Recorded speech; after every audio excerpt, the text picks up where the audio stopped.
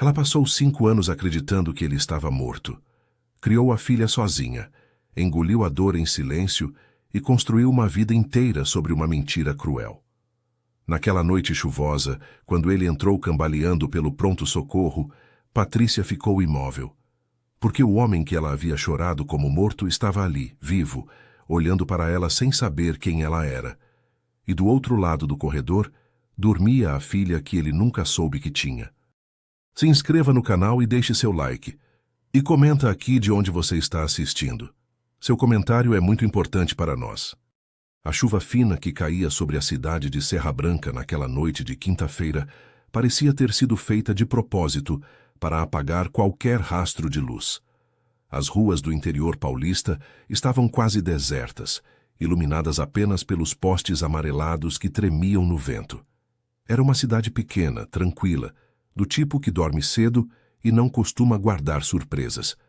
Mas o destino, quando resolve agir, não escolhe lugar nem hora. O carro preto e imponente cortou a rua principal com os pneus molhados chiando no asfalto. Ricardo Monteiro, 32 anos, fundador de uma das maiores consultorias de logística do país, estava ali por acaso. Uma reunião com um fornecedor regional havia se estendido pelo entardecer. E quando ele finalmente se despediu e entrou no carro para voltar à capital, a dor começou. Primeiro foi leve. Uma pontada atrás do olho direito, discreta, como um sinal de cansaço. Ele ignorou. Ricardo era bom em ignorar o próprio corpo. Tinha aprendido a ser assim. Sempre de terno, sempre de agenda cheia, sempre com algum problema mais urgente que o próprio bem-estar. Mas a dor não aceitou ser ignorada. Ela cresceu devagar, firme, com a paciência cruel de algo que já esperou tempo demais para aparecer. Quando a visão começou a turvar, Ricardo encostou o carro na calçada. A tontura era intensa, quase como se o mundo tivesse desafiado a gravidade sem avisar. Ele colocou a mão na testa e sentiu a pulsação forte e regular, diferente. Aquilo ele conhecia.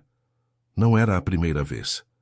Desde o acidente, havia pouco mais de 5 anos, o corpo dele às vezes cobrava a conta. Sequelas neurológicas, disseram os médicos da capital com as suas vozes clínicas e distantes. Crises ocasionais. Nada grave, desde que atendido a tempo. A tempo. Ele olhou pela janela embaçada. Serra Branca. Uma cidade que ele mal conhecia. No meio de uma noite de chuva, com a cabeça martelando como se alguém tivesse decidido instalar uma usina dentro do seu crânio. O motorista particular havia ficado para trás, preso em uma blitz na rodovia, e Ricardo tinha insistido em ir sozinho para o compromisso rápido. Mais uma decisão que parecia inteligente até deixar de ser. Ele abriu o GPS com dedos que já tremiam levemente e digitou: Pronto socorro. A rota apareceu. 3 minutos. Ele deu o carro na ignição, rezou baixinho sem perceber e foi. O pronto-socorro municipal de Serra Branca não era grande. Um prédio de 2 andares com paredes brancas descascando nas bordas, uma faixa azul na fachada e uma placa luminosa que piscava de vez em quando. Para Ricardo, aquele lugar simples era a coisa mais bonita que ele tinha visto em horas. Ele freou bruscamente no estacionamento, desceu com dificuldade, se apoiou na lataria por um segundo antes de dar os primeiros passos. A recepção tinha cheiro de hospital de interior, antisséptico, café esquentado numa garrafa térmica e algo vagamente floral que vinha de não se sabia onde. 2 cadeiras estavam ocupadas por uma criança dormindo no colo da mãe e um senhor de cabelos brancos lendo um jornal dobrado. Uma enfermeira jovem na triagem levantou os olhos do computador ao ver Ricardo entrar. Posso ajudar? Preciso de atendimento. A voz de Ricardo saiu mais rouca do que ele planejava. Tenho sequelas de um acidente antigo. Dor de cabeça intensa, visão turva, tontura. Já tive crises assim antes. A enfermeira se levantou de imediato, profissional. Nome completo? Ricardo Monteiro. Ela anotou e levantou o telefone. Chamou alguém internamente. Ricardo encostou no balcão com as mãos abertas sobre o tampo frio, tentando estabilizar o próprio equilíbrio. O chão parecia oscilar levemente sob seus pés, e a luz fluorescente acima da sua cabeça Pulsava como se estivesse sincronizada com a dor na cabeça. Foi nesse momento que ele a ouviu. A voz veio do corredor lateral. Firme, clara, com aquele tom de quem nunca precisou gritar para ser obedecida. Uma voz que organizava o caos com naturalidade, que transmitia ao mesmo tempo competência e cuidado, o tipo de voz que faz as pessoas respirarem mais fundo sem perceber. Marcos, confirma o leito 2 para o paciente da triagem. Eu já estou indo. Ricardo levantou os olhos antes mesmo de ter decidido fazer isso. Ela dobrou o corredor carregando uma prancheta, jaleco branco impecável, cabelos presos com um rabo de cavalo simples, passos seguros sobre o piso cinza do hospital. Não usava maquiagem pesada nem joia chamativa. Não precisava. Havia nela algo que dispensava ornamentos. Uma beleza quieta, madura, daquelas que ficam mais fortes com o tempo, como o vinho que ninguém abriu na hora errada. Patrícia Souza tinha 29 anos, era enfermeira-chefe do pronto-socorro A2, e naquela quinta-feira de chuva, estava no seu 22º plantão consecutivo de noite, cobrindo um colega que havia adoecido. Ela conhecia cada canto daquele hospital, como conhecia as próprias palmas das mãos. Conhecia o nome das mães das enfermeiras novas. Sabia qual leito rangia quando alguém se virava. Conhecia Serra Branca com a intimidade de quem não chegou até lá por acaso, mas por necessidade. Ela caminhou na direção da triagem com os olhos já na prancheta. Qual é o caso? Perguntou para a colega sem ainda olhar para o paciente. Sequela neurológica de acidente antigo. Adulto masculino, dor intensa, visão turva. Está estável, mas... Patrícia levantou os olhos. E o mundo parou. Ricardo estava de pé a menos de 2 metros dela. Mais alto do que ela lembrava. O rosto mais maduro, a mandíbula mais definida, os ombros de homem que carregou coisas pesadas, mesmo sem deixar aparecer. Mas os olhos eram os mesmos. Exatamente os mesmos. Escuros, fundos, com aquele brilho específico que ela havia passado anos tentando apagar da própria memória. A prancheta escorregou levemente entre seus dedos. Ela a segurou no reflexo antes de cair, como havia aprendido a segurar tanta coisa na vida. Ricardo olhou para ela e sentiu algo que não conseguia nomear, uma familiaridade inexplicável, um conforto estranho, a sensação absurda de que aquela desconhecida era de alguma forma que ele não entendia, a pessoa mais familiar do mundo. Boa noite, disse ele, com a voz que oscilava entre a dor física e algo que parecia quase pergunta. Patrícia demorou 2 segundos a mais do que deveria para responder. Boa noite. Ela piscou, endireitou a espinha, e a profissional assumiu o lugar da mulher que, por um instante, havia tremido por dentro. Vamos cuidar do senhor. Mas enquanto o conduzia pelo corredor com passos firmes e rosto neutro, os olhos de Patrícia estavam cheios de lágrimas que ela não podia, de jeito nenhum, deixar cair, porque Ricardo Monteiro estava vivo, e ela havia enterrado esse amor faz 5 anos. Patrícia respirou fundo uma vez antes de entrar no leito 2. Era um gesto antigo, automático, que ela havia desenvolvido nos primeiros meses de trabalho no pronto-socorro, quando aprendeu que as emoções precisam de um lugar para ficar, enquanto o dever é cumprido. Naquela noite, esse lugar estava apertado demais. Ela puxou a cortina bege atrás de si e encarou Ricardo deitado na maca, o paletó dobrado sobre a cadeira ao lado, a gravata afrouxada, os braços abertos com a naturalidade cansada de alguém que finalmente parou de fingir que estava bem. Ele a observou entrar com aquele olhar de antes, atento, curioso, levemente perturbado, como se tentasse resolver uma equação que não estava no quadro. Você é a responsável pelo setor? Perguntou ele. Sou a enfermeira-chefe. Ela pegou o esfigmomanômetro com movimentos precisos. Vou verificar sua pressão e solicitar alguns exames de imagem. Me conta melhor o que aconteceu. Comecei a sentir dor de cabeça por volta das 18 horas. A voz dele era controlada, mas ela percebeu o esforço por trás disso. Fui ignorando. Quando a visão embaçou, decidi vir. Você tem acompanhamento médico regular para essas crises? Uma pausa. Tenho. Na capital. Meu neurologista pediu uma ressonância no mês passado, mas eu ainda não fiz. Agenda cheia. Patrícia não respondeu de imediato. Envolveu o manguito no braço dele com cuidado, bombeou o ar e observou o mostrador. Pressão elevada, mas não crítica. Ela anotou e continuou. Há quanto tempo você tem essas sequelas? 5 anos.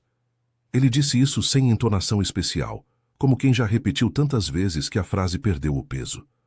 Sofri um acidente de carro grave. Fiquei em coma por 3 semanas. Quando acordei, havia perdido a memória de um período. Não todo o passado, mas um bloco específico, alguns meses antes do acidente. Nunca recuperei completamente. O silêncio durou menos de 1 segundo, mas para Patrícia foi uma eternidade. Ele não lembrava. Era exatamente o que ela sempre havia desconfiado, nos momentos mais solitários da madrugada, quando Bia dormia e ela ficava com os próprios pensamentos. Ela havia especulado, sonhado, descartado e especulado de novo, mas ouvir da boca dele, naquela voz calma e distante, como se estivesse falando de outra pessoa, confirmava tudo de uma vez. Ricardo não a havia abandonado. Ricardo não havia escolhido desaparecer. Ricardo simplesmente não sabia que ela existia. Vou pedir a tomografia e chamar o plantonista. Ela anotou na prancheta sem levantar os olhos. Precisa avisar alguém? Família? Algum contato de emergência? Minha assessora. Ele já estava digitando no celular. Não precisa se preocupar. Já estou melhor só de estar deitado. Patrícia achou por um instante brevíssimo que a voz ia trair. Ela se controlou. Sorriu com a parte do rosto que se aprende a sorrir em hospital, aquele sorriso neutro que diz, estou cuidando de você, sem dizer mais nada.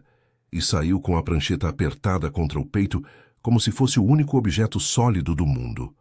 No corredor, encostou nas costas a parede fria do corredor lateral e fechou os olhos por 3 segundos. Ricardo Monteiro estava vivo. E não sabia que tinha uma filha. A memória veio como sempre vem quando não foi convidada, sem pedir licença, sem escolher hora. Ela tinha 24 anos e estava sentada na biblioteca da faculdade com 3 livros abertos e nenhuma palavra entrando na cabeça. Porque o rapaz na mesa da frente ficava olhando para ela toda vez que achava que ela não estava vendo. Mas ela estava sempre vendo. Ricardo tinha chegado àquela turma no 2º semestre, transferido de outra cidade, filho de uma família que tinha o sobrenome em placas de hospital e ala de universidade. O tipo de pessoa que poderia ter ido para qualquer faculdade do país e havia escolhido aquela porque queria, como ele mesmo disse uma vez com um sorriso levemente envergonhado, ser tratado como aluno, não como nome de doador.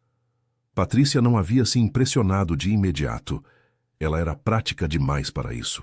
Mas ele havia chegado perto devagar, com paciência, que ela não esperava de alguém com tanto dinheiro no sobrenome, e havia ficado. Você sublinha com caneta ou lápis? Foi o que ele perguntou naquele primeiro dia. Lápis, porque mudo de ideia. Eu também. Ele abriu o próprio caderno e mostrou páginas cheias de rasuras e setas. Acho que a gente vai se entender. E se entenderam. Demais. Estudavam juntos 3 vezes por semana. Depois viraram 4. Depois ele passava na casa dela antes do horário só para tomar café e conversar sobre nada. O tipo de conversa que é sobre tudo quando você está apaixonado. Ela ria de um jeito diferente perto dele, mais solto, mais inteiro, como se o sorriso não precisasse mais pedir permissão. Ele a levava a lugares simples de propósito, dizia que os restaurantes caros faziam a comida saber igual e as conversas ficarem falsas. Preferia a lanchonete perto do campus, a praça na quarta-feira, o sorvete de palito que derretia antes de acabar. E quando Dona Laura ligava no meio de uma dessas saídas com a voz de gelo que Patrícia já conhecia do telefone, Ricardo desligava com gentileza firme e voltava a olhar para ela como se o mundo não tivesse soado um alarme. Sua mãe não gosta de mim, disse Patrícia uma vez, direta. Minha mãe não gosta de nada que não tenha ela como centro. Ele disse isso sem raiva, mas sem romantizar. Você é a coisa mais real que existe na minha vida, e isso assusta quem vive de aparência. Patrícia havia guardado essa frase dentro do coração como se fosse um objeto físico, e depois havia passado 5 anos tentando esquecer que a guardou. De volta ao presente, Ela parou na porta do leito antes de entrar de novo com o resultado inicial dos exames. Através da fresta da cortina, observou Ricardo por um segundo que ele não sabia que estava sendo observado. Ele estava com o celular no colo, mas não olhava para a tela. Olhava para o teto. Havia no rosto dele uma expressão que ela reconhecia. Era a expressão de alguém tentando alcançar algo que fica sempre um palmo à frente.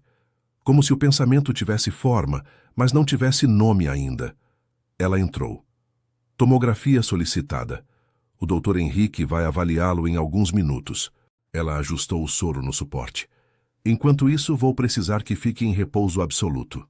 Posso fazer uma pergunta? Disse ele de repente. Ela pausou. Pode. A gente já se viu antes. O coração de Patrícia fez algo que ela não havia autorizado. Ela o olhou com toda a calma que 5 anos de dor ensinam e respondeu. Por que pergunta? Não sei. Ele franziu levemente a testa com aquela expressão de quem persegue névoa. Tem alguma coisa. Não é o rosto, não é o nome. É outra coisa. Como se eu soubesse a forma de você antes de saber quem você é. Patrícia segurou a prancheta com os 2 dedos mais firmes que tinha. Descanse, Ricardo. A voz saiu inteira, milagrosamente. O exame vai demorar pouco. Ela virou de costas antes que ele pudesse ver o que havia passado pelo rosto dela naquele segundo, porque ele havia dito exatamente a mesma coisa, com palavras diferentes, numa biblioteca, 8 anos atrás. Eu conheço a forma de você. Era a frase dele, a frase dos dois. A frase que estava gravada no verso de um relógio guardado dentro de uma caixa no fundo do armário da casa dela, aqui nessa mesma cidade, a 5 minutos daquele hospital. O relógio que ela nunca jogou fora. O relógio que ele havia dado a ela na véspera do acidente. A tomografia voltou sem alterações agudas. O Dr. Henrique, plantonista de 50 e poucos anos com bigode grisalho e jeito tranquilo, de quem já viu muita coisa, explicou a Ricardo que a crise havia sido desencadeada por uma combinação de estresse físico, privação de sono e pressão alta não controlada. Nada que uma noite de repouso, medicação e, nas palavras do médico, um pouco mais de respeito pelo próprio corpo, não resolvesse. Ricardo ouviu tudo com atenção. Agradeceu com a educação que lhe era natural e, quando o Dr. Henrique saiu, ficou deitado olhando para o teto por alguns minutos. Do lado de fora, a chuva havia diminuído para um chuvisco quase silencioso. O hospital tinha aquele ritmo quieto das madrugadas de interior, vozes baixas no corredor, passos no linóleo, algum monitor apitando longe. Ele estava se sentindo melhor fisicamente. A dor de cabeça havia cedido para uma pressão surda e tolerável. A visão havia voltado ao normal. Mas havia outra coisa, algo que a tomografia não detectava e que o Dr. Henrique não havia receitado nada para resolver. A sensação persistente de que aquele hospital pequeno, naquela cidade que ele mal conhecia, guardava alguma coisa que era sua. Ele não sabia nomear. Só sabia que Patrícia estava no centro disso.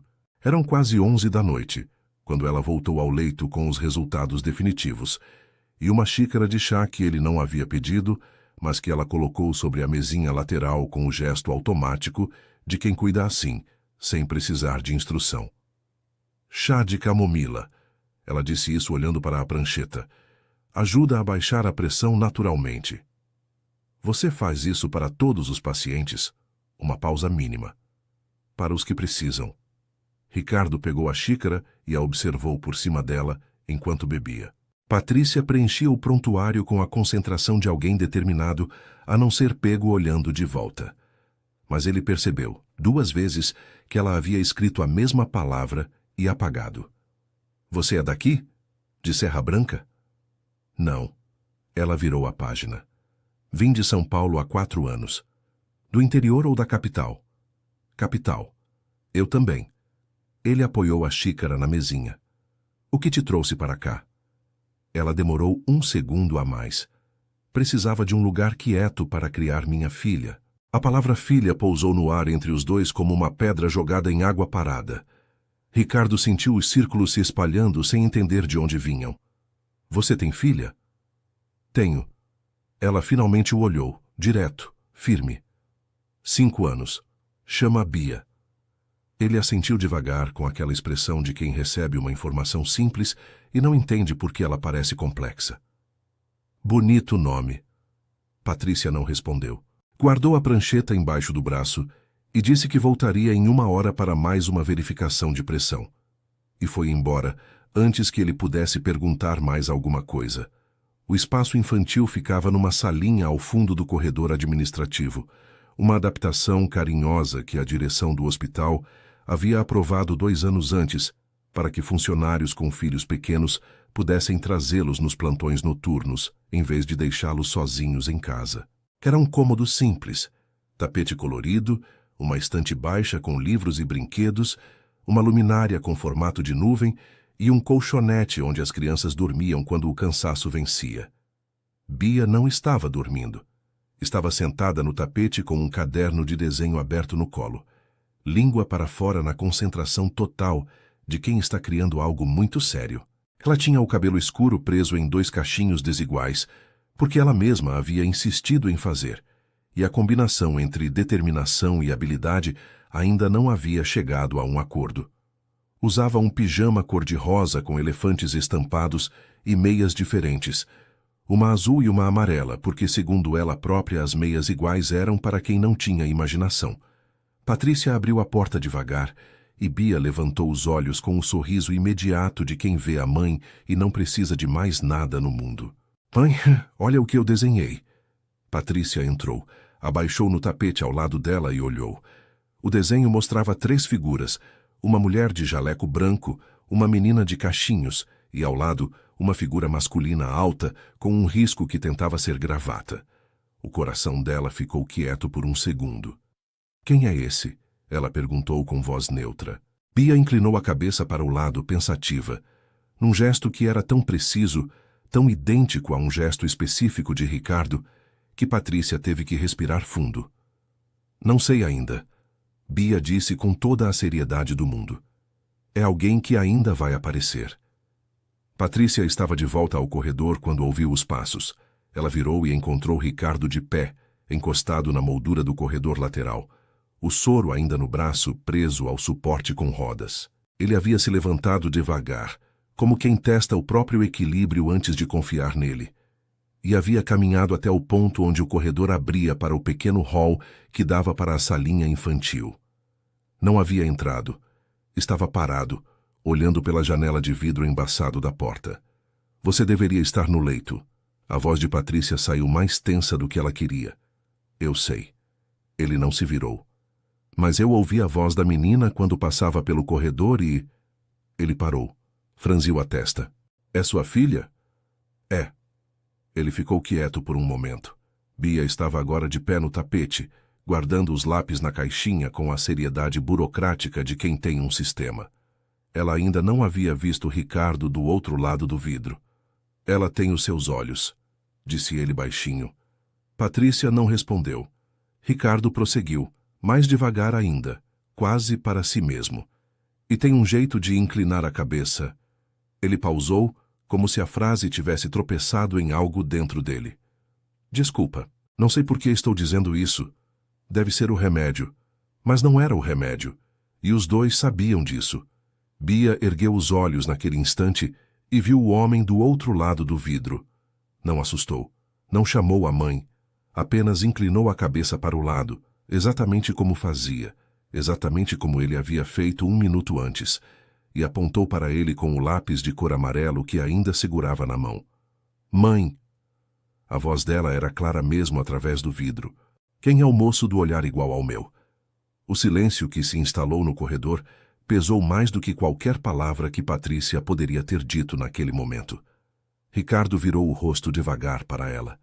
A expressão que ele carregava era de alguém que está na beira de uma lembrança que não chega, que sente o contorno de algo sem conseguir tocar o centro. Havia confusão. Havia algo que não era confusão. Patrícia?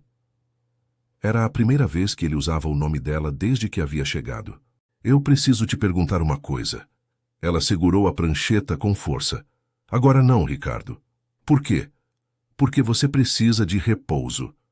Ela abriu a porta da salinha com a mão livre. Entrou, pegou Bia no colo com um abraço que durou mais do que o habitual e caminhou de volta para o corredor sem olhar para ele. Vamos te acompanhar de volta ao leito. Ricardo olhou para a menina no colo de Patrícia. Bia o olhou de volta com aqueles olhos enormes e sem filtro de criança que ainda não aprendeu a esconder o que pensa. Você tem cara de pai, Bia disse com a naturalidade de quem comenta sobre o tempo. Patrícia fechou os olhos por meio segundo. Ricardo ficou sem resposta pela primeira vez naquela noite, e enquanto os três caminhavam de volta pelo corredor, ele com o suporte de soro, ela com a filha no colo, o silêncio entre os dois carregava 5 anos de tudo que ainda não havia sido dito, mas que naquela noite havia decidido começar a cobrar. Bia adormeceu às 11h30 da noite, encolhida no colchonete da salinha, com o caderno de desenho abraçado contra o peito, como se fosse um ursinho.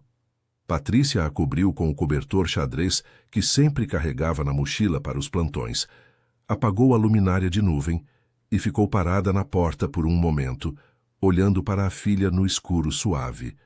5 anos. 5 anos ela havia acordado, trabalhado, sorrido, chorado em silêncio e voltado a acordar. Tudo por causa daquela menina. Bia era o motivo de tudo. Da mudança para a Serra Branca, da faculdade terminada com o bebê no colo, da concurso público prestado às 3 da manhã, depois que a filha dormia. Das noites em que a dor de ser mãe solo era tão pesada que ela tinha que colocar a mão no peito físico para certificar que o coração ainda batia. E agora Ricardo estava no leito 2, a menos de 30 metros dali, com os olhos que eram os mesmos olhos de Bia, fazendo perguntas que ela não podia mais responder com silêncio. Ela fechou a porta da salinha com cuidado e ficou parada no corredor. A enfermeira Cláudia cruzou com ela e leu o rosto de Patrícia com a facilidade de quem trabalha junto há 2 anos. Tô assumindo o corredor. Pode ir. Patrícia assentiu sem discutir. Ela entrou no leito 2 sem a prancheta pela primeira vez naquela noite. Ricardo estava recostado, desperto, com o celular virado para baixo sobre a mochila. Quando ela entrou, ele a olhou como se já estivesse esperando, como se soubesse que aquela conversa era inevitável e houvesse decidido parar de fingir que não era. Patrícia puxou a cadeira, sentou na beirada, com as mãos entrelaçadas sobre o joelho, e respirou uma vez. Eu vou te contar uma coisa, disse ela com a voz baixa e firme de quem praticou essa frase 1000 vezes na cabeça, e ainda assim não está pronta para falar. E eu preciso que você escute tudo antes de responder. Você consegue fazer isso? Ele assentiu. Ela começou pelo começo. Contou da faculdade, dos estudos juntos, das conversas, do amor que cresceu devagar e depois com tudo de uma vez. Falou do namoro com uma delicadeza cuidadosa, sem romantizar em excesso, mas sem tirar a verdade do que havia sido. Um amor real, inteiro, construído por 2 pessoas que escolheram uma a outra de forma consciente. Ricardo a ouvia sem piscar, com aquela expressão de quem ouve uma música que reconhece mas não sabe o nome. Então ela chegou na gravidez. Eu descobri que estava grávida 2 meses antes do acidente. A voz não tremeu. Ela havia prometido a si mesma que a voz não ia tremer. Você ficou feliz. Mais do que eu esperava. Você disse que ia assumir tudo, que ia enfrentar sua mãe, que a gente ia construir uma família. Ricardo abriu a boca. Ela levantou levemente a mão. Deixa eu terminar. Ele fechou. Aí veio o acidente. Você ficou em coma. Eu fui ao hospital e Dona Laura me impediu de entrar. Disse que eu não era família, que eu não tinha direito. Pausa. 3 semanas depois ela me procurou. Veio até a porta da minha casa. Sozinha, elegante, com aquela voz que não precisa gritar para machucar. E me disse que você havia morrido. O silêncio que se instalou foi o tipo que dói. Ricardo estava imóvel, os olhos fixos nela, escuros, profundos, com algo se movendo lá dentro que ele ainda não conseguia classificar. Eu acreditei. Patrícia disse isso sem se desculpar. Por que eu ia duvidar? Ela era sua mãe. Eu estava grávida, sozinha, destruída. Eu acreditei. Patrícia! A voz dele saiu rouca, baixa. Eu tive Bia. Ela continuou. Porque se parasse não ia conseguir recomeçar.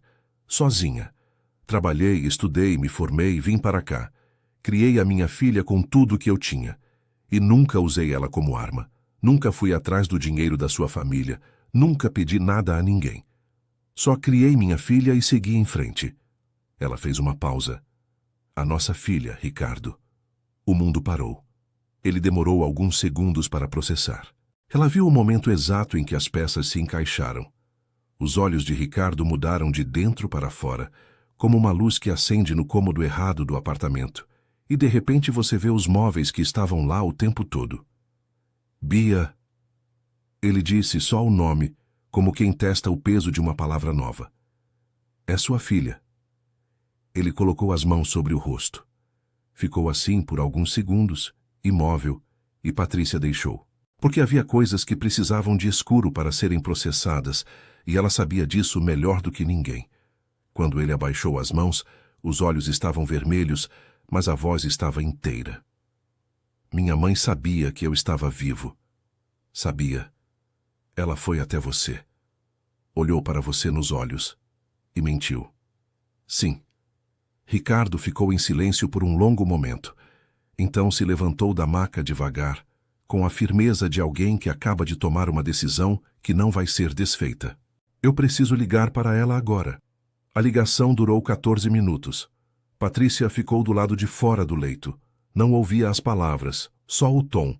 E o tom de Ricardo mudou de frio para indignado, para destruído, e depois para algo que ela não havia ouvido na voz de ninguém antes.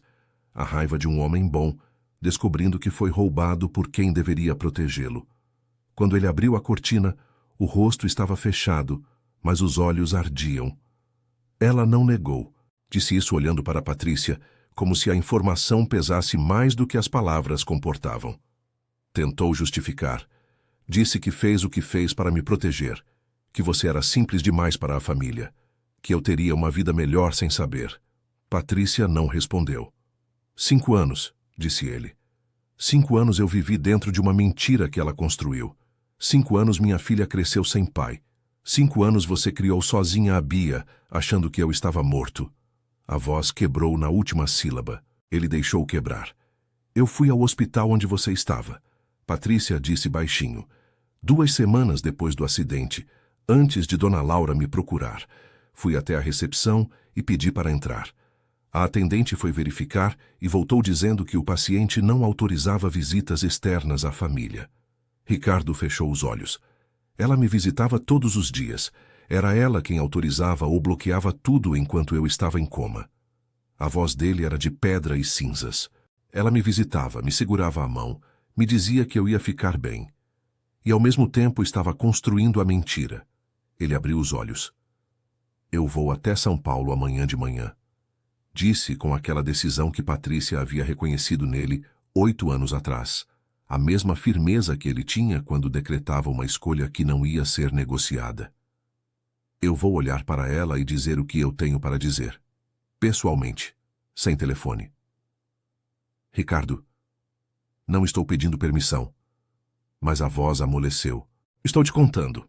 Patrícia assentiu. Houve um silêncio diferente entre os dois. Não o silêncio pesado de antes, cheio de segredos represados. Era o silêncio de depois da tempestade, quando a água baixa e você vê o que ficou. Posso ver ela? Ele perguntou com uma voz que ela nunca havia ouvido nele. Pequena, quase frágil. A Bia. Posso só ver ela dormir? A garganta de Patrícia apertou. Ela caminhou até a salinha. Abriu a porta devagar e deixou Ricardo entrar.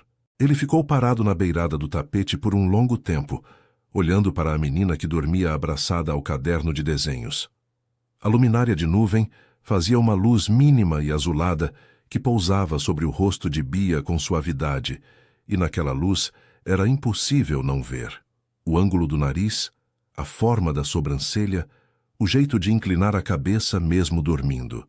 Ricardo abaixou lentamente, ficou de cócoras ao lado do colchonete e olhou para a filha de perto pela primeira vez na vida. Uma lágrima desceu pelo rosto dele. Ele não fez nada para segurá-la. Eu não sabia. Ele disse para Bia baixinho, como se a menina pudesse ouvir mesmo dormindo. Mas eu estou aqui agora. E Patrícia, parada na porta, sentiu que algo em si mesma, que havia estado fechado há 5 anos, acabava finalmente de abrir. Dona Laura Monteiro abriu a porta da mansão às 9 da manhã, com a postura de sempre. Ombros retos, queixo levemente erguido, o tipo de presença que foi treinada durante décadas para ocupar espaço sem pedir. Usava um conjunto cinza pérola e os cabelos perfeitamente arrumados, como se soubesse que a visita viria e tivesse se preparado para ela. Ricardo entrou sem esperar convite. Atravessou o hall de mármore sem olhar para os quadros nas paredes, sem pausar diante dos móveis antigos que ele havia crescido, achando que representavam solidez. Chegou à sala principal, virou para a mãe e ficou de pé, imóvel, com aquela quietude que é mais pesada que qualquer grito. "Você viu minha filha crescer em fotografia?" disse ele. A voz estava baixa e exata como um bisturi. "Você sabia que ela existia?" Dona Laura respirou fundo. "Ricardo, você precisa entender o contexto em que aquela decisão foi tomada." "Não." Ele deu um passo em direção a ela. "Você vai me responder a pergunta. Você sabia que eu tinha uma filha?" Uma pausa longa. "Eu soube da gravidez antes do acidente." Dona Laura disse com aquela voz de quem confessa, calculando o impacto de cada palavra. "E depois, quando você acordou sem memória daquele período, eu entendi que era uma oportunidade de me roubar." Ele completou. "De te proteger." Ela ergueu levemente o queixo. "Aquela menina não era do seu mundo, Ricardo. Você tinha um futuro pela frente, uma empresa para construir, uma família à sua altura para... Você me olhava nos olhos todos os dias." A voz dele rachava nas bordas, mas não caía. "Você me segurava a mão no hospital e rezava pela minha recuperação, enquanto escondia de mim que eu tinha uma filha, que havia uma mulher que me amava esperando do lado de fora. Você construiu uma versão falsa do meu passado, e eu vivi dentro dela por 5 anos achando que estava inteiro." Dona Laura abriu a boca. "Você não estava em condições de... Eu estava em condições de conhecer minha filha." E aí a voz subiu, uma única vez, com tudo o que havia sido contido desde a noite anterior. "Eu estava em condições de escolher. Você não me protegeu, mãe. Você me roubou. Roubou 5 anos meus. Roubou 5 anos da Bia. E destruiu uma mulher que não fez nada além de me amar e criar minha filha com dignidade." O silêncio que se instalou na sala tinha a qualidade pesada do que não pode ser desfeito. Dona Laura ficou de pé, rígida, com os olhos brilhando numa mistura que Ricardo não quis decodificar naquele momento. "Eu não vou pedir sua bênção," ele disse, mais baixo agora, com a calma que vem depois da explosão. "Não vou negociar, nem explicar. Estou aqui para te dizer pessoalmente que eu vou estar ao lado de Patrícia e de Bia, que eu vou assumir minha filha com tudo que isso significa, e que se você quiser fazer parte da vida delas, vai ser nos termos delas, nunca nos seus." Ele pegou o casaco da cadeira. "Ela não roubou meu futuro, mãe. Você roubou. E agora eu vou buscar o que é meu, minha filha, minha verdade, e a mulher que você tentou arrancar da minha vida." E saiu sem olhar para trás. Os primeiros dias foram construídos devagar, com a delicadeza de quem sabe que está plantando em terra que já foi machucada. Ricardo não chegou em Serra Branca com promessas grandes. Chegou com presença. Apareceu na tarde de sábado com uma mochila e sem agenda, bateu na porta da casa simples de Patrícia e disse apenas que havia comprado um kit de tinta guache porque Bia havia desenhado com lápis de cor e ele queria saber se ela gostava de pintar também. Bia abriu a porta, olhou para ele com aquela seriedade investigativa de quase 5 anos e disse: "Você voltou." Como se ele houvesse saído e não sumido. Como se o coração de criança soubesse, antes da lógica, que aquele homem era de casa. Patrícia ficou na soleira observando enquanto Ricardo se sentava no chão da sala com Bia e abria os potes de tinta sem cerimônia, com a naturalidade de quem faz aquilo sempre, de quem deveria ter feito aquilo sempre. Bia escolheu o azul. Ele escolheu o verde. que os dois passaram a tarde inteira pintando folhas de papel ofício com a concentração total de quem está fazendo algo muito mais importante do que parece. Num certo momento, Bia inclinou a cabeça para o lado, olhando para o próprio desenho, e Ricardo inclinou a cabeça para o lado também, sem perceber no exato mesmo ângulo. Patrícia viu. Virou o rosto para o lado, antes que eles percebessem. A memória voltou numa tarde de domingo, 3 semanas depois. Ricardo estava na cozinha de Patrícia, ajudando a fazer suco, quando ela abriu o armário de cima e o relógio caiu. Não estava guardado na caixa naquela semana.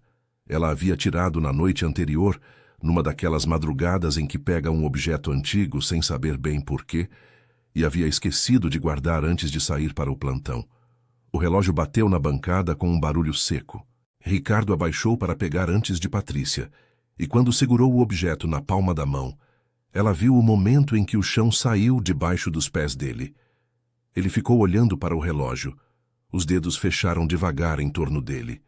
Havia no verso uma inscrição pequena, gravada em itálico.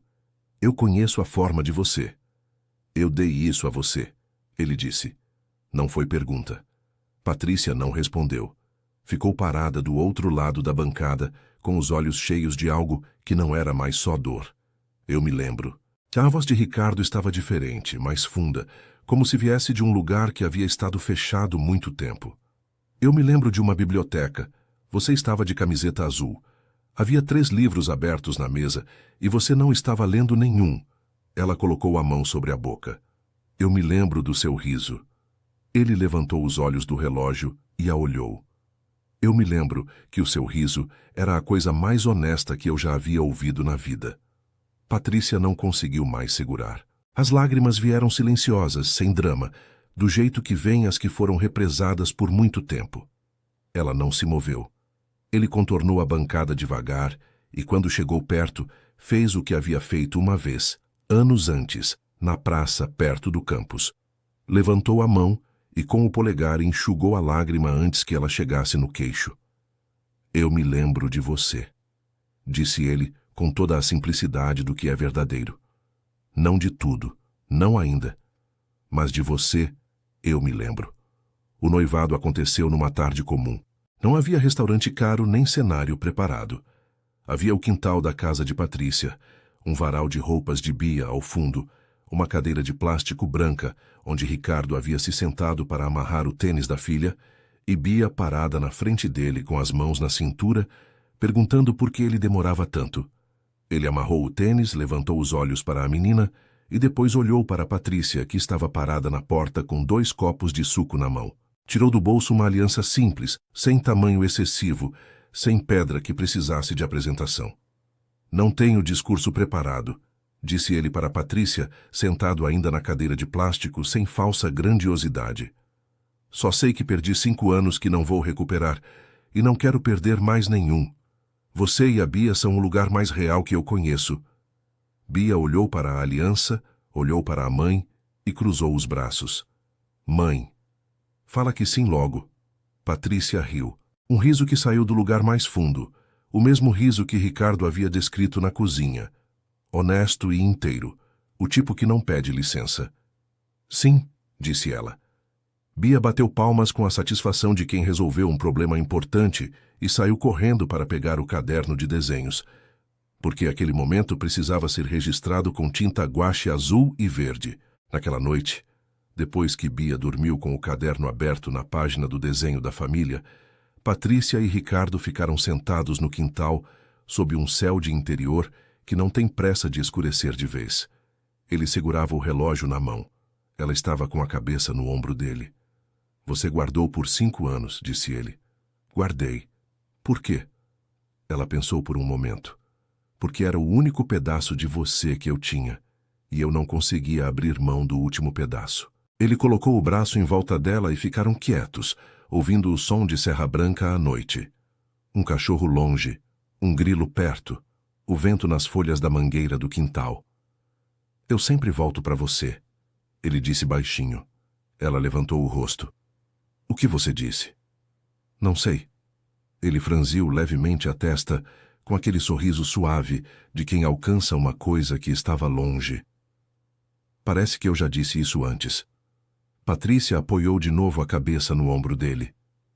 Disse, confirmou ela com a voz de quem finalmente pode guardar uma lembrança com final feliz. Várias vezes. E a primeira vez que Bia o chamou de pai, 3 semanas depois, foi no meio de uma tarde de tinta guache e suco de laranja, sem cerimônia, sem aviso, como se a palavra sempre houvesse existido e só estivesse esperando a hora certa de ser dita. Ricardo parou, olhou para ela e respondeu: "Oi, filha", como se sempre tivesse sido assim. Como se o amor que foi roubado houvesse decidido, com a paciência de quem sabe, que o tempo não pode ficar com o que não é seu, voltar para casa.